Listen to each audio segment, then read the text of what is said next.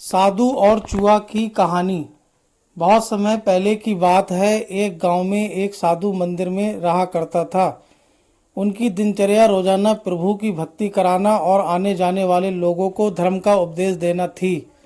गांव वाले भी जब भी मंदिर आते तो साधु को कुछ न कुछ दान में दे जाते थे, इसलिए साधु को भोजन और वस्त्र की कोई कमी नहीं होती थी। रोज भोजन करने के बाद साधु बचा हुआ खाना छीके में रखकर छत से टांग देता था। समय ऐसे ही आराम से निकल रहा था, लेकिन अब साधु के साथ एक अजीब सी घटना होने लगी थी।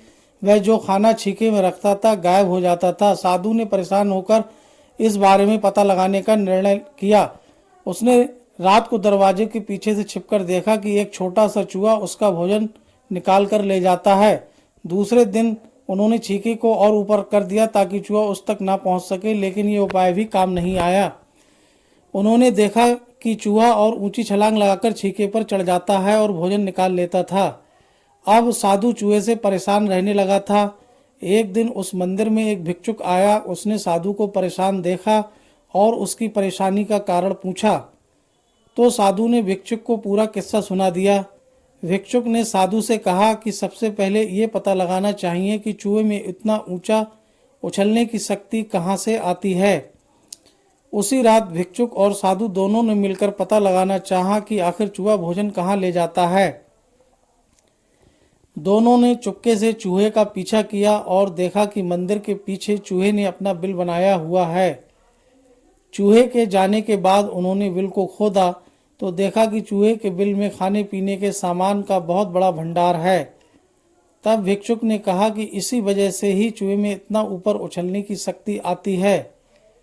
उन्होंने उस सामग्री को निकाल लिया और गरीबों में बांट दिया।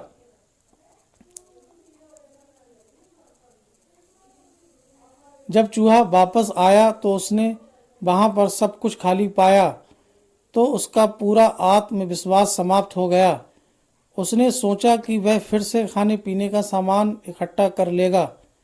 यह सोचकर उसने रात को छीके के पास जाकर छलांग लगाई, लेकिन आत्मविश्वास की कमी के कारण वह नहीं पहुंच पाया और साधु ने उसे वहां से भगा दिया।